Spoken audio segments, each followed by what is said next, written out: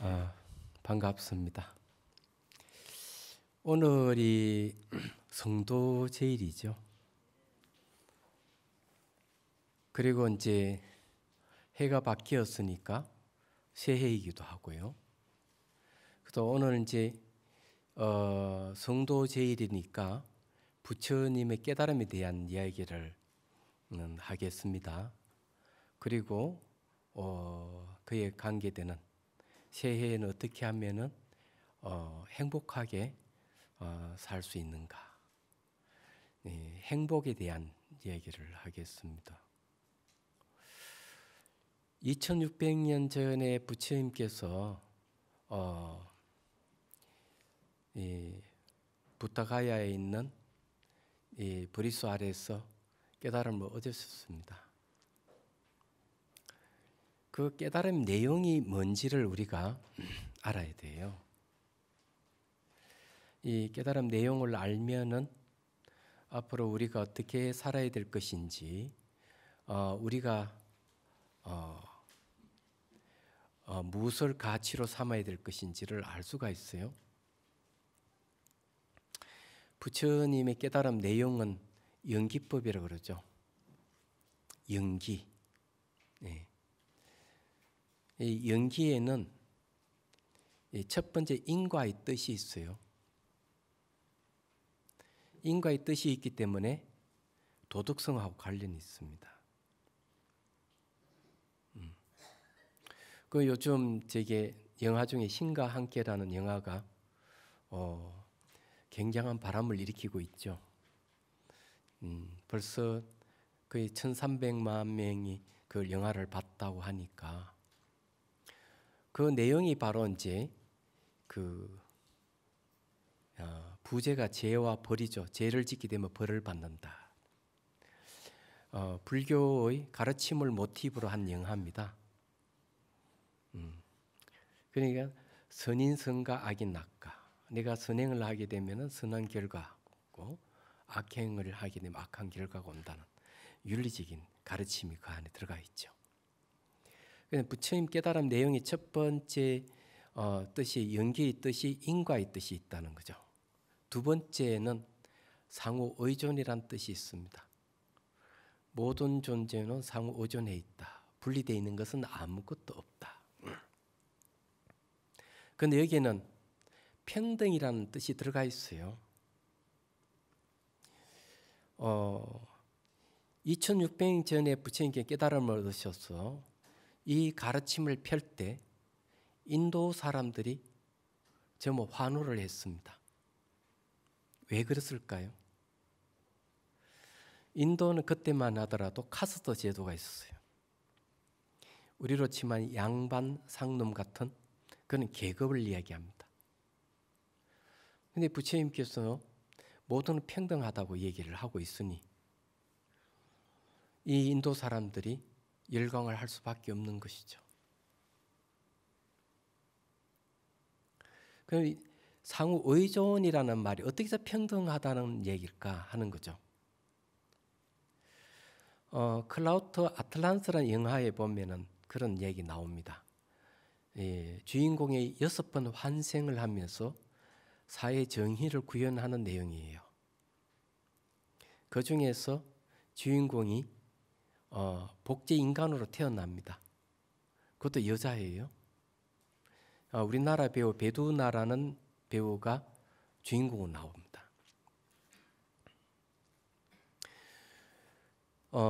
그 복제 인간의 에서 착취를 당하다가 탈출을 하죠. 그래 복제 인간을 보게 됩니다. 인간에게 봉사를 일정 기간 하게 되면 잘 살게 해주겠다고 해놓고는 한 사람 한 사람 불러가지고는 죽여요. 그리고 소, 돼지같이 까꾸를 매달라 놓습니다. 고기 취급을 하는 거죠. 그리고 또 고기를 다시 복제 인간에게 먹여요. 이건 마치 소를 죽여서 소뼈를 갈아 소에게 먹이는 것 똑같은 짓이죠. 그럴 때 이 주인공이 눈물을 흘리면서 이렇게 얘기합니다. 태에서 태어난 자연인간이나 탱크스에 태어난 복제 인간이나 생명은 소중하다.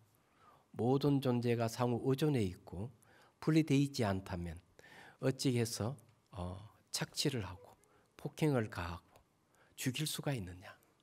눈물을 흘리면서 그렇게 얘기를 합니다. 이 상호 의존이라 하는 것은 평등하다는 뜻이에요. 그래서 금강경에도 고하가 없이 평등한 것이 바로 위없는 깨달음이다 하고 얘기를 합니다. 근데 정말 우리 불자들에게 묻고 싶은 게 여러분들은 정말 이 평등한 가르침을 좀 실현하고 있느냐 한번 반문해 볼 필요가 있어요. 우리 사회에는 불평등한 게 너무 많습니다. 그 중에서 인종차별은 아직까지 여전히 있죠. 전 세계적으로. 또 성차별도 있죠. 이건 여전하게 남아 있습니다. 그리고 또 계층 간의 차별도 있습니다. 이런 일들을, 이런 차별을 부처님 가르침대로 하자면, 부처님 깨달음 내용대로 하자면 이 불평등한 일들을 과연 우리 해소하려고 노력을 했느냐 하는 문제가 있습니다. 그런데 이 불교 방송에는 거룩한 만남이란 프로가 있대요. 저는 대단하다고 생각해요. 그것이 뭐냐면 사회 불평등을 개선하는 정말 부처님 가르침대로 실천하고 있는 프로그램이라고 저는 생각을 하고 있습니다. 부처님께서 이 깨달음 내용은, 부처님의 깨달음 내용은 당신이 만들어낸 게 아니에요. 지어낸 게 아니에요. 진리를 발견한 거죠. 평등하다는 진리를 발견하신 것이죠. 얘기하자면 그 말은 누구나 다 평등하다는 얘기입니다. 그래서 대승기신론에도 깨달음 내용을 주관과 객관이 평등하고 중생이 평등하고 부처가 평등하고 법계가 하나인 줄 안다. 이 깨달음 내용이에요. 그리고 이 법계가 하나인 줄 안다. 법계라는 게 뭡니까? 제일 밑에 지옥, 위에 축생, 아기, 아수라, 인간, 천상, 그 위에 또 성문, 영각, 보살, 부처. 이건 10법계가 있어요. 이 10법계가 분리되어 있지고 하나고 평등하다는 얘기예요. 그래서 하엄경에서도 중생과 부처와 마음은 차별이 없이 평등하다. 이 깨달음 내용이에요. 과연 우리는 정말 이 가르침을 실천하고 있는가 반문해 볼 필요가 있어요. 자, 불평등의 잘 나타내는 감정이 있어요. 불평등을 잘 나타내는 감정. 기본적으로 두 가지만 들어서 얘기하면 하나는 탐욕과 분노입니다. 내가 탐욕을 가지고 있고 분노를 가지고 있다면 내가 불평등한 사람이라고 인정할 필요가 있어요. 탐욕과 분노는 잘 알다시피 자기도 해치고 남을 해치는 겁니다. 그래서 이거는 불평등한 감정이에요. 우리 새해에는 이 부처님 가르침을 평등하다는 이 가르침을 우리는 실천해야 안 되겠어요? 그러려면은 이 가르침대로 하자면 우리는 행복해집니다. 그래서 이 행복을 우리가 실현하려면은 불평등의 요소를 제거해야 돼요. 자, 그러면 이제 하나하나 우리가 한번 얘기를 좀 해보죠. 탐욕과 분노를 없애려면은 자비심이 필요합니다. 부처님의 깨달음은 바로 영기락하는 지혜에 의해서 깨달음이 온 거죠. 모든 것이 상호 오존에서 분리되어 있지 않다는 것은 지혜입니다. 이 지혜에서 완전한 깨달음을 얻습니다. 그래 깨달음 내용은 평등이라고 얘기하는 거예요. 그런데 이것을 실천할 때는 불평등을 없애는, 탐욕과 분노라는 불평등을, 이런 감정을 없애는 것은 자비입니다. 평등이 실현되는 것은 자비예요. 사랑과 연민심이 바로 불평등의 감정을 없앤다는 겁니다. 그럼 자비라는 것을 우리가 제대로 알 필요가 있습니다.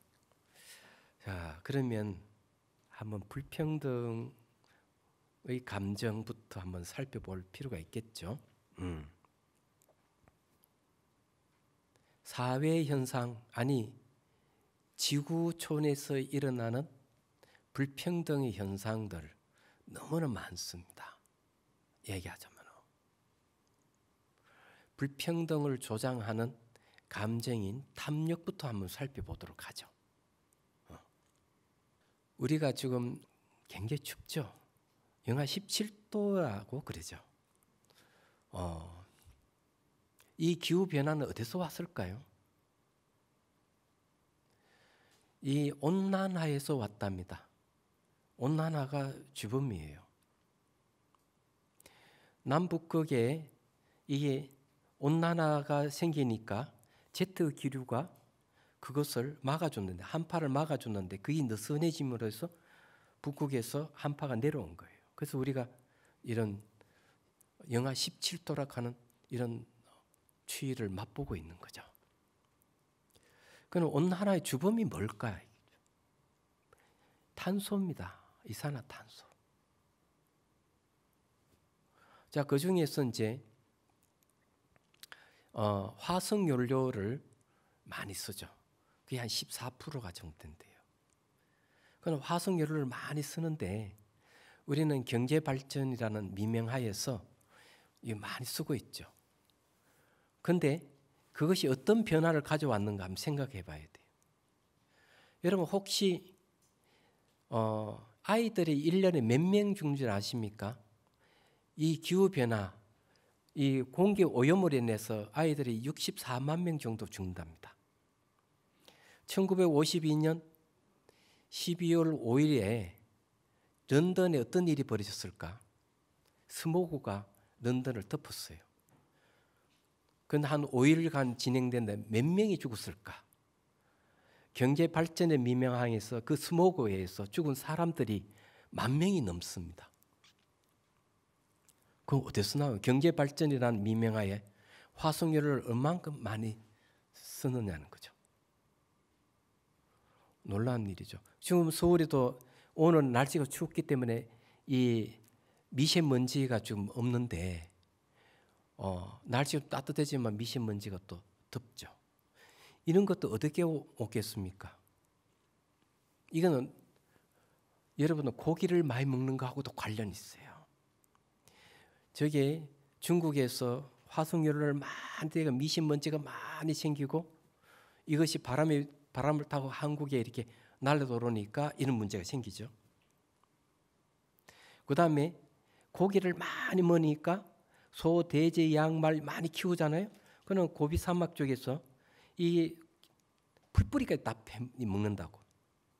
그러니까 이제 바람이 불면은 이 모래먼지라든 이런 것이 한국으로 오는 겁니다. 그럼 왜 그럼 동물을 많이 키울까? 그것이 돈이 되니까, 고기를 판매하니까. 그래서 학자들이 하는 얘기가 고기만 먹지 않는 채식만 하더라도 지구 온도가 낮출 수가 있다. 파리 협정에서 2도 이상이 온도가 넘어가면 안 된다고 딱 이렇게 규정해 놨어요. 그 왜 그랬을까? 지금 0.86까지 올라갔다는데 지금부터 2도 이상 넘어가면 인류 멸망의 길로 간다는 것이죠. 그 탄소를 줄이고 노력을 하는 겁니다. 전 세계 사람들이. 그런데 이런 일들이 왜 생기느냐 하면은 화석연료를 많이 쓰고 고기를 많이 먹고, 고기를 먹으면 그래서 탄소가 얼마나 발생? 18%가 발생한답니다. 그러니까 똥, 오줌, 하품 이런 것이 이제 탄소로 가죠. 근데 이게 전부 다 알고 보면은 인간의 지나친 욕망이에요. 탐욕이에요. 이 탐욕이 바로 기후 변화를 가져온 겁니다. 그리고 그것이 사람을 죽게 하는 거예요. 결국 누가 누구를 죽입니까? 사람이 사람을 죽인 꼴이 되는 거죠. 그러면 그 불평등하다는 겁니다. 얘기하자면 탐욕이 많으면 많을수록 갑질도 하죠. 플러스 분노까지 들어가면 더 걷잡을 수가 없어요. 얘기하자면. 자, 이제 탐욕은 그렇다 하더라도 분노에 대해서 한번 얘기를 좀 해보죠. 중동은 아직까지 전쟁 중이잖아요. 테러가 만연돼 있고 같은 종파끼리도 싸우고 또 종족이 다르다 하고 서로 총을 겨누고 쏘고 한번 생각해 보십시오. 그거는 사람을 죽인다 하는 것은 바로 분노의 표출입니다. 얘기하자면. 그래서 이런 게 우리 사회에도 있었다는 거죠. 다른 나라 일이 아니에요.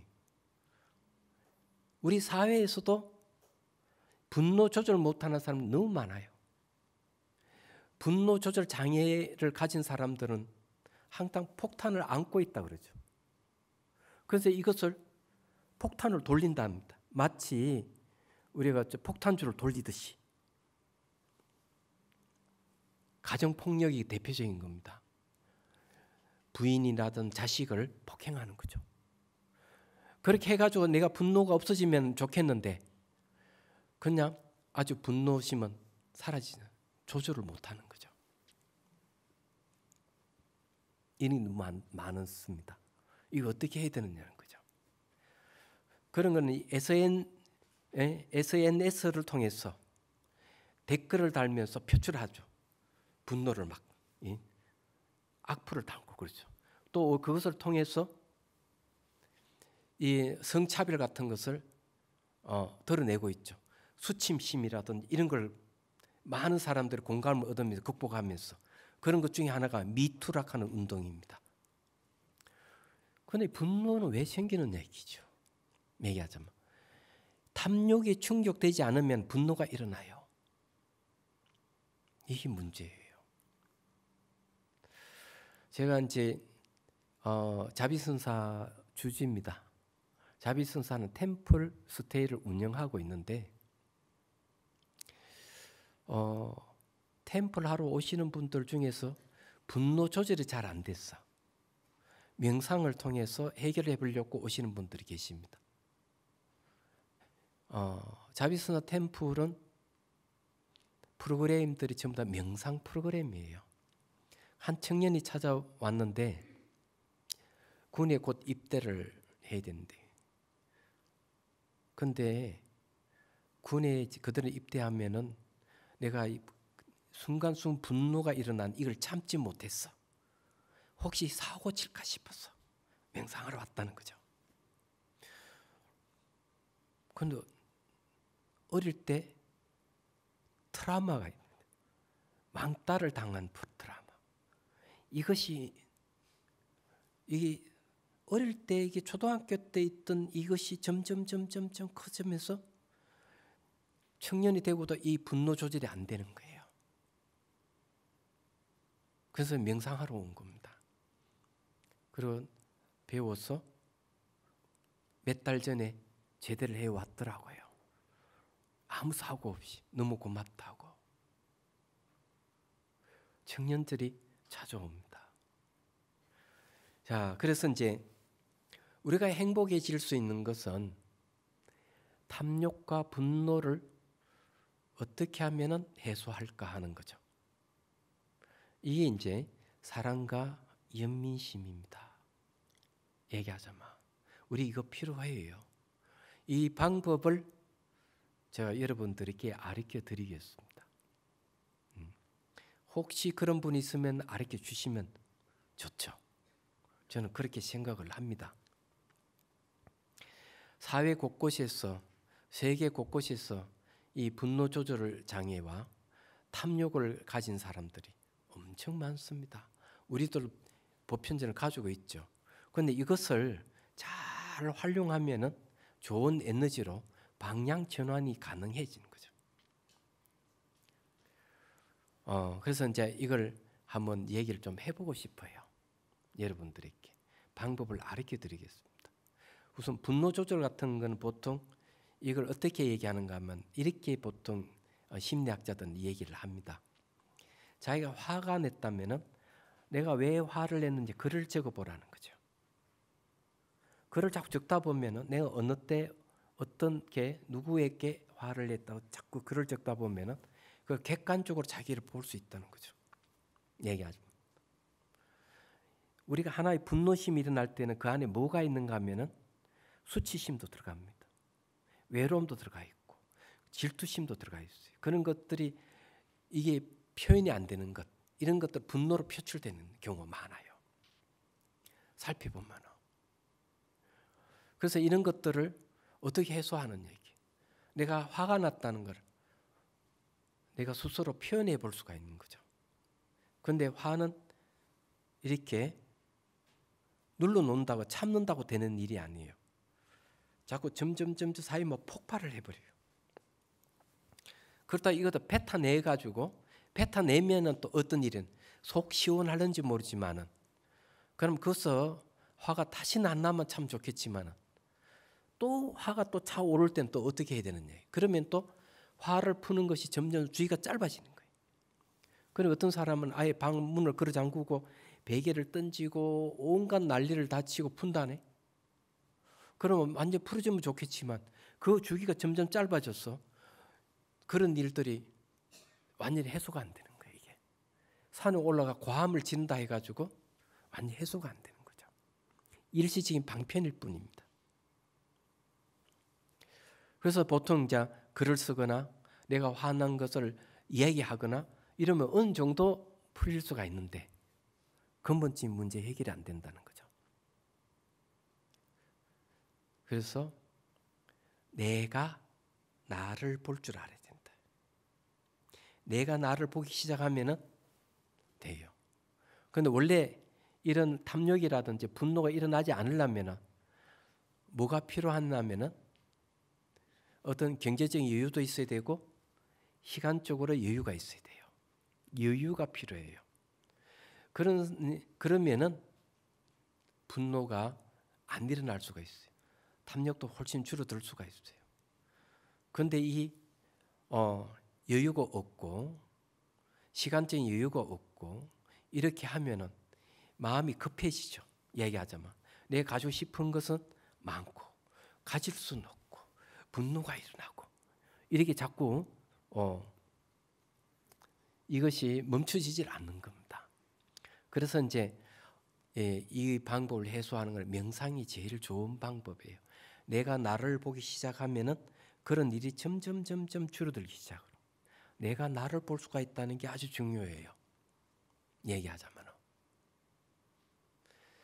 이 뇌과학에서 뭘 얘기하는 거? 이 머리에 보면은 그 해마락하는 부분이 있는데 거기에서 거울 세포라는 말을 쓰고 세포는 거울 세포예요. 거울은 자기 자신을 이렇게 보고 볼 수가 있잖아요. 예를 들어 상대가 아이스크림을 먹으면 그걸 반작용을 자기도 먹고 싶어하는 마음이 생기죠. 자식이 부모를 보고 따라 배우듯이 내가 나를 보는 훈련이 조금만 되기 시작하면은 그 다음부터 이제 마음의 여유가 생기고 탐욕과 분노가 점점 줄어들기 시작하는 거죠. 그 다음에 이제 사랑과 연민심을 키우는 힘을 기르면은 탐욕과 분노가 줄어들고 슬픔과 해치는 마음이 줄어들기 시작하는 거예요. 그럼 행복해지기 시작하는 거예요. 야, 그럼 제가 좀 심오한 이야기를 좀 하겠습니다. 이것이 깨달음, 부처님의 깨달음하고 무슨 관계가 있겠느냐 하니까 너무 우리가 이런 이해는 하는데 깨달음이라 하는 게 무엇인지를 조금 더 들여다볼 수가 있고 좀 더 이해가 생기면은 이 분노 조절하거나 탐욕을 줄이는데 아주 좋습니다. 그 심오한 이야기를 좀 하겠습니다.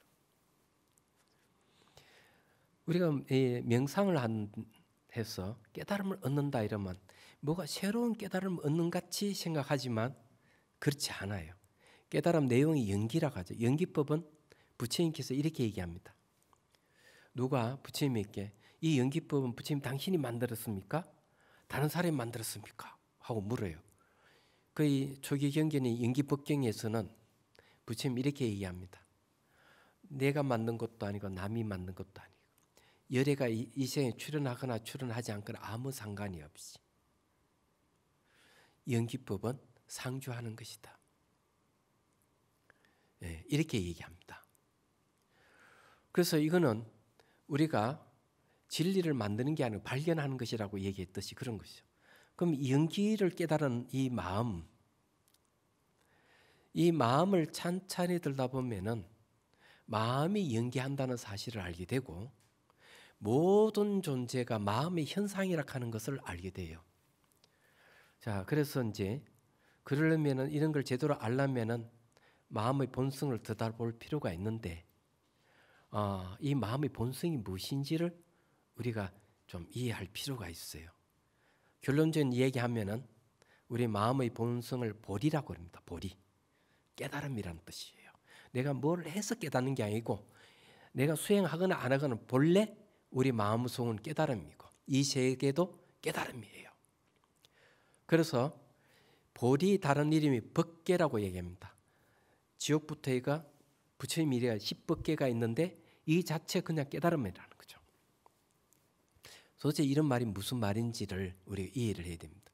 원각경에서는 원각이라 그럽니다. 원만한 깨달음이라 그래요. 마음의 본성이 원각이고 또 우리 살고 있는 이 세계 그냥 원각이라는 거죠. 얘기하자면. 그래서 이렇게 얘기하면은 뜬구름 잡는 식 같이 얘기되니까 지금 이제 이걸 여러분들이 자세하게 설명을 해드리겠습니다. 그리고 명상하는 방법도 하나 알려 드릴게요. 그러면 이제 하루에 1분을 하든 2분을 하든 명상을 하면은 분노 조절이 되고 탐욕도 조절이 되니까 행복해집니다. 그러면서 마음의 본성을 혹시 볼 수가 있지 않을까 이런 생각이 들어요. 여러분들이 잠을 자면 어때요? 처음에는 눈을 감고 잠들면 막 여러 가지 생각을 하다가 점점 잠에 빠져들어가 싹 의식이 사라져 버리죠. 그러다가 또 시간이 지나다 새벽녘쯤 되면 어때요? 의식이 깨어납니다. 의식이 깨어날 때 되면 막 꿈을 꾸다가 탁 깨어나죠. 그런데 그 중간에 싹 들어갔다가 사라졌다가 싹 나온다면 들어가고 나오면 그 중간에 뭐가 있을까? 자, 그 다음에 좀 크게 하면 이런 거죠. 사람이 살다가 생로병사해가지고 병사합니다. 그 이제 노화가 생겨서 나이가 많아서 이제 육체가 허물어지는 거죠. 그래서 몸의 구성원 흙물불 바람 이렇게 쭉 흩어져 가는 거예요. 그리고 이제 몸이 해체되면서 호흡이 탁 끊어져요. 호흡이 끊어져 가지고 그 다음에 의식만 남아 있는 상태가 되는 거예요. 그러다 이제 49일 동안 딱 지나다가 다시 또 태어나는 겁니다. 그러면 살아생전하고 태어나는 그 중간 중음이라 그러죠. 도대체 그거는 뭘까? 혹시 여러분 아세요? 물에 물거품이 막 생기면 그 물거품은 어디로 돌아가죠? 다시 물로 돌아가죠. 하늘에 구름이 막 생겼다가 싹 사라지는데 그러면 구름은 어디로 돌아갔죠? 하늘 자체로 돌아갔죠. 자, 그 다음에 재치기 하면 어때요? 재치기 딱 하는 순간 정신 한번 착 갔다가 한번 착 돌아오죠. 정신이 나갔다가 돌아오는 그 중간에 뭐가 있죠? 이거 한번 생각해 본 적 있습니까? 그래서 원각경에는 이렇게 얘기합니다. 삼남만상 모든 것들이 원각으로 들어갔다가 원각으로 나온다. 원각에서 모든 게 삼남만 모든 게 나왔다가 다시 원각으로 들어간다. 그럼 중심이 원각이죠. 그죠? 들어갔다 나왔다. 그런데 우리 잠에서 자다가 잠에서 깨는 그 중간에 또 원각이 있죠. 재치기를 하다가 딱 깨어나는 그 순간도 중간에 원각이 있죠. 이 원각을 다른 말로 하면 볼이라고 얘기하고 법계라고 하고 진여라 하고 열반이라 하고 말만 다르지 같은 마음의 본성을 얘기해. 마음 자체를 얘기해. 이걸 아는 게 참 중요한 거예요. 성가에서는 이 마음의 본성을 알리기 위해서 사람 마음을 가리켜서 그 성품과 부처를 이룬다. 이런 방법을 제시하죠. 그러다 화두창구법을 제시하는 거예요. 이런 걸 도노법이라고 그럽니다. 이 조사 스님들만 그런 방법을 쓰는 게 아니. 경전의 논서에는 이 수행 방법이 기본적으로 집중 명상과 분석 명상 이걸 통해서 그네 사마타와 이파사나라는 이 수행 방법을 통하는 집중 명상은 사마타라고 그러고 분석 명상을 이파사나라 그러는데 이거는 집중하는 것은 선정을 마음의 고요함을 얻는 것. 분석하는 것은 지혜를 얻는 방법. 이런 걸 통해서 마음 본성을 깨닫는 거죠. 마음의 본성을 안다 하는 건 모든 존재를 안다는 소리예요. 우선 이거부터 이제 얘기돼요. 함경에 보면은 일체 모든 것, 삼남만상, 온 우주 이런 것이 마음 자체의 성품인 줄 알면 지혜의 몸을 이루고 다른 일을 말미에서 깨닫는 건 아니다. 이렇게 얘기합니다. 그래서 우리가 보이고 들리는 이 세계도 알고 보면은 내 마음이 투영돼서 나타난 세계라는 거죠. 그러면 내 마음의 본성을 알면 이 세계를 다 안다는 소리예요. 얘기하자면 좀 심오한 이야기죠. 그저 오직 마음뿐이 다른 경계가 없다 이렇게 얘기하는 겁니다. 그러면은 내가 탐욕과 분노가 일어나는 건 어디서 일어나느냐 하면은 바로 이 마음의 본성에서 튀어나오는 겁니다. 그래서 이 근원을 보게 되면은 내 마음의 본성에는 탐욕도 없고 분노도 없고 어리석음이 없어요. 그걸 아는 게 이제 명상하는 방법이라는 거죠. 그래서 이제 이런 방법을 어떻게 하면 알 수가 있을까? 방법을 알게 드릴게요. 수많은 방법이 있는데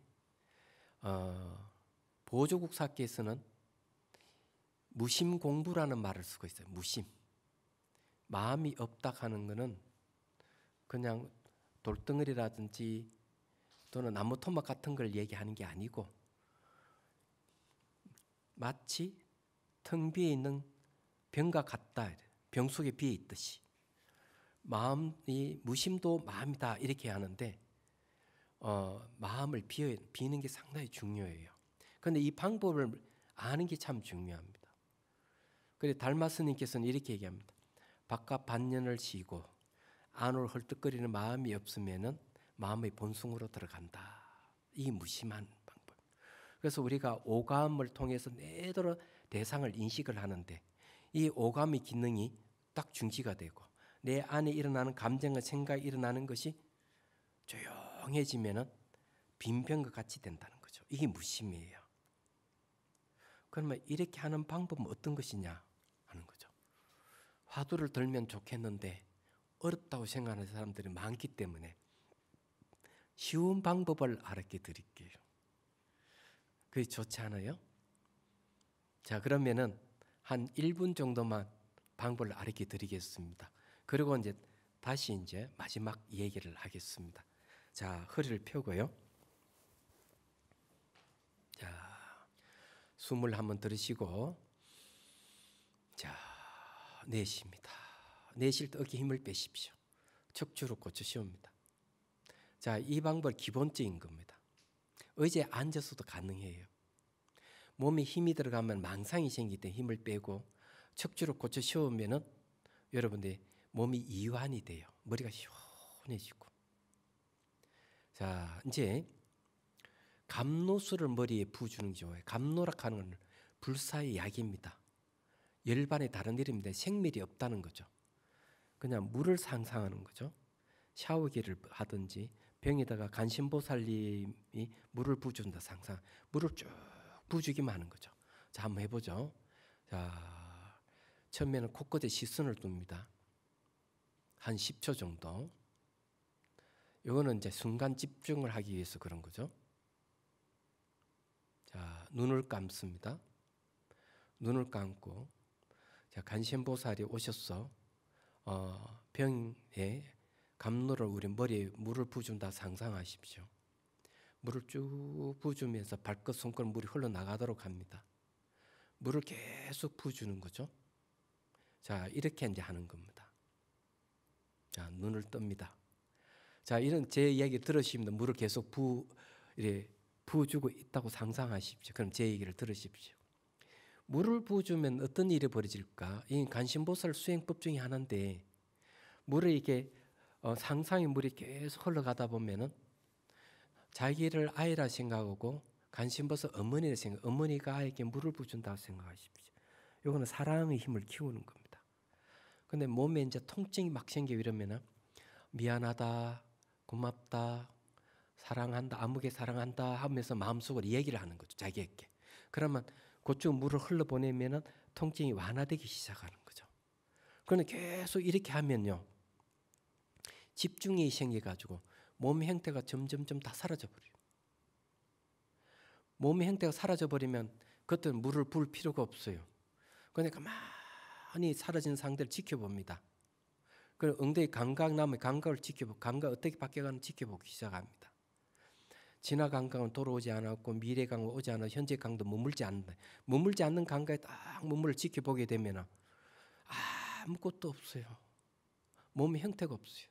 그것만 챙기는 거는 감각도 사라져가면서 감정이나 생각이 올라오면 그때 그걸 관찰합니다. 감각 챙겼다 사라지거든요.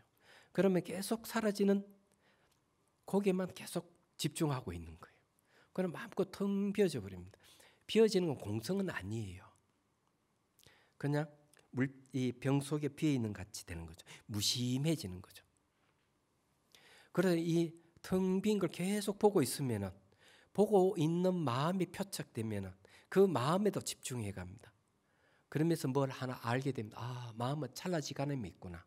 순간적으로 마음이 지나갈 뿐이지. 근데 순간적으로 마음이 있다가 지나가는데 계속 마음은 상속해 가는 거예요.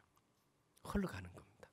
그런데 그런 마음을 계속 지켜보다 보면은 이제 여러 가지 사실을 알게 되는 거예요. 마음은 실체가 없다 하는 걸 알게 돼요. 마음은 있는데. 그러면 이제 순간적인 마음의 본성인 공성을 볼 수가 있어요. 이렇게 하면 무심 공부가 됩니다. 간단한 방법이에요. 처음에 물을 부어주고 몸이 사라져버리면 그냥 지켜보기만 하면 돼요. 그리고 생각이 일어나면은 연기적각이라고 써요. 성각이 가면 나옵니다. 생각이 일어나는 즉시 깨달아. 뭘 깨닫느냐? 흔적 없음을, 자체 없음을 깨닫는 거죠. 생각이 일어나긴 일어나는데 자체를 안 남겨요. 생각이 사라지는데 자체를 안 남겨요. 몸은 다 사라져버리면은 바깥에 반연하는 감각이 멈추게 돼요. 그렇죠? 안에서 일어나는 건 어때요? 연기적각을 하게 됩니다. 그래서 딱 하게 되면 계속 마음이 비워지는 거죠. 이게 무심 공부 중에 하나예요. 이렇게 하면은 이제 뭘 알게 되느냐? 우리가 욕심을 부리던 마음이 줄어들고 분노가 줄어들게 돼요. 얘는 그래서 그 왜 줄어드는? 내가 나를 보기 때문에. 내가 나를 보면서 감각도 사라져가지, 형태도 없어가지, 소유할 수 있는 게 아무것도 없다 하는 게 조금 알게 됩니다. 몸으로 체험하게 돼. 그러면 자연스럽게 욕심 부린다는 게 허무하다 하는 걸 알게 되고, 내가 소유할 수 있는 게 아무것도 없다는 거, 내가 분노 일으킬 대상도 없다 하는 자연히 알게 되는 거예요. 이게. 그다음 일상생활에서는 어떻게 해야 되느냐? 내가 분노를 조절을 할 수만 있으면은 욕심도 훨씬 줄어들어요. 반대적으로. 상대가 나를 비난하면은 내가 감정을 올리고 화를 내면은 인정하는 꼴이 되기 때문에 여러분들이 중요한 거는 반응하는 감정을 지켜보는 게 중요해요. 내가 상대가 나를 화나게 하는 게 직접 원인이 아니고 나를 괴롭히는 것은 반응하는 감정이 나를 괴롭히는 거예요. 그래서 화가 탁 올라오면 연기 즉각하듯이 즉각적 감정을 살피는 겁니다. 이게 가능해요. 이 물을 부주는 부터 이렇게 조금씩 하면 내가 나를 보는 힘이 생겨가지고 어느 순간 상대가 나를 비난하면 화가 착 올라오는 걸 탁 보게 되는 거예요. 마음이 근육이 생겼다는 겁니다. 그래서 마음의 여유를 찾게 되는 거예요. 우리가 내가 화가 나면 내가 왜 화를 났는지 글을 쓰라 그랬죠. 그건 자기를 객관화하는 방법이거든요. 그런 방법보다 물을 부주니 훨씬 좋잖아요. 그러면 내가 분노만 조절돼도 행복해지는 거죠. 그건 내가 소유할 수 있는 게 아무것도 없다 하는 걸 알게 되면은 탐욕도 줄어들죠. 얘기하자면 백화점에 가서 사고 싶은데 고가의 물건을 사고 싶지만 내가 이 자금이 부족하다. 그러면 막 갈등이 일어나죠. 갈등이 일어나면서 혹시 그러잖아요. 남편이 월급만 조금만 많이 받아도 혹시 그런 생각은 하는 건 아니겠죠. 그렇지만은 본래 소유할 것이 아무것도 없다 하는 걸 알면은 고가의 물건을 보더라도 내가 필요하지 않으면 사지 않는다 하는 생각을 갖게 되죠. 탐욕이 일어나지 않는다는 거죠. 오히려 그런 탐욕의 대상을 볼 때 마음이 편안해지는 거죠. 소유할 수 있는 게 아무것도 없다고 알면은. 그래서 물을 부어주고 너를 이렇게 하다 보면 감정이 올라오면 뭘 봐야 된다? 생기도 흔적이 없고 사라져도 흔적 없는데도 초점 맞추라고 했죠. 이게 중요한 거죠. 몇 분 하다 보면 요령이 터득되면 금방 할 수 있어요. 그리고 이제 또 한 가지 이제 이것을 또 아시면 좋겠습니다. 내가 분노가 일어나고 욕심이 새는 걸 어떻게 전환할까?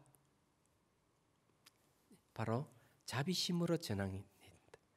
우선 분노가 일어나면은 상대가 나를 분노하게끔 하면은 우선 그 사람을 처지를 생각하셔야 돼요. 나를 분노케 하는 사람은 자기 꼬라지를 드러내는 거거든요. 자기가 반응할 게 아니고 상대의 자기의 꼬라지를 드러내는 것이니까 그런 걸 봐야 돼요. 그러면은 그 사람 자기의 인격을 드러내는 것이라 생각할 때 오히려 그 사람에 대해서 연민심을 가질 수가 있습니다. 그래서 이제 이 세 가지를 반복 생각하게 되면은 그렇게 될 수가 있어요. 세 가지는 뭔가 하면은 상대가 나를 힘들게 하면은 저 사람도 자기 행복을 위해서 그렇게 하겠지. 그렇지만은 내가 화내는 것보다 화를 내지 않는 것이 더 이익이다 생각하고 상대를 나를 화나게 하면은 화를 안 내고 평정 상태를 가지는 것. 내 감정 올라오는 걸 지켜보는 것. 이게 좋고요. 두 번째는 그래도 내가 참지 못하면은 그 사람의 입장에 서서 저 사람이 나를 왜 화나게 할까? 그 사람의 입장에 있어서 그 사람 이해하려고 노력해야 돼. 그 사람에 대해서 조금이라도 이해가 되면 내가 화를 깔아낸다 하는 걸 알게 돼요. 세 번째는 그래도 내가 참지 못하면은 저 사람은 전생에 나를 낳아주고 길러주시는 어머니라고 생각해야 돼요. 내 어머니라고 생각하면 내가 화낼 필요가 없잖아요. 혹시 아니 저렇게 천하의 나쁜 놈이 나의 어머니라니 이렇게 혹시 생각 드시는 분은 이렇게 생각하셔야 돼요.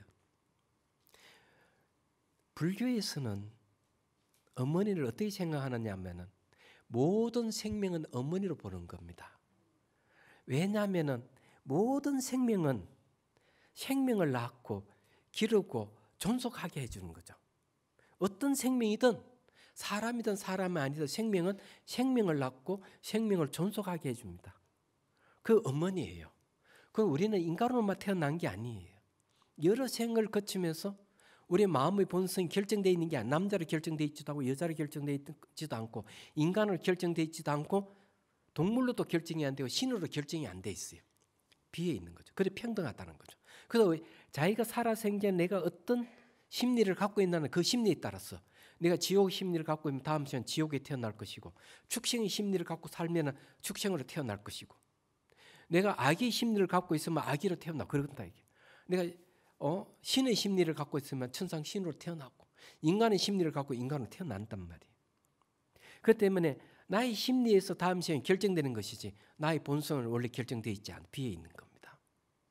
그렇기 때문에 모든 생명은 어머니를 보는 거죠. 나를 낳아주신 어머니가 아닌 이가 없다 이게죠. 이 세계는. 그러면 저 사람은 나의 어머니 중에 한 분이다. 전생에 나를 낳아주고 길러주신 분이다. 이렇게 생각하는 거죠. 어머니를 생각하면 어머니 은혜를 생각하게 되고, 어머니 은혜 갚을 생각을 하게 되면 어머니에 대해 사랑하는 마음이 생기고, 어머니가 아프면 어머니에 대한 연민심이 생기고, 우리가 화가 나면 온 앞뒤 좌우로 화가 꽉 차듯이 사랑과 연민심이 이 우주에 꽉 차도록 하는 거예요. 그렇게 되면은 보리심이 일어나는 거죠.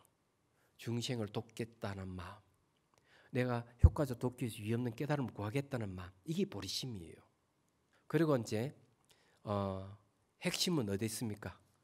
모든 것은 이 원각이라 하는 것, 보리라는 것, 법계라 하는 마음, 본성에서 모든 것이 생겼다 사라졌다 하는 겁니다. 그래서 원각경에서 이렇게 얘기해요. 호공에 꽃이 피고 지고 하던 호공이 바뀌지 않듯이 삼남만사 모든 것이 원각에서 나왔다고 원각으로 들어가지만 원각은 바뀌지 않는다. 이랬습니다. 이걸 아는 것이 아주 중요해요. 이 본래 우리는 깨달을 노력하고 이러지만 내가 깨치거나 못 깨치거나 우리 마음의 본성은 늘 깨 있다는 것, 우리 살고 있는 세계는 늘 깨달음의 세계라는 것, 이런 게 이해하시고 이것을 인연을 해가지고 여러분들이 수행할 수 있는, 깨달음을 얻을 수 있는 명상에 대한 인연도 짓고, 또 그런 계속 일부 명상에도 계속 하면은 자성이 생겼어. 쉽게 말해가지고 자각하는 힘이 생겼어.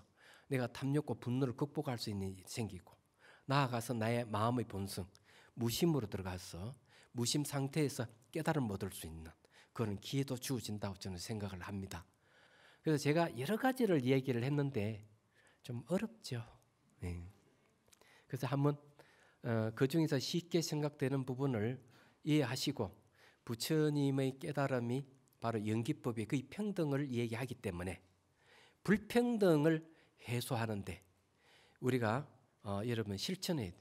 불평등하게 만드는 탐욕과 분노를 없애는 노력하고, 그것도 이런 방법을 남의 것도 알려주면서 실천을 하시고, 또 혹시 또 주변에 그렇게 분노 조절을 못하고 욕심이 지나쳐서 자기를 해치는 사람이 있으면 이런 방법을 알려 주시고, 또 사람과 연민심으로 사람들을 대할 수 있도록 이렇게 노력을 해서 부처님 가르침을 일상생활에도 실천을 할 수 있도록 그렇게 하면은 내 마음에 있는 탐욕과 분노를 제거하고 지혜가 생겨서 어리석음까지 없어지는 효과가 있지 않겠나. 이것이 행복으로 가는 길이니까 새해에는 우리 행복해집시다.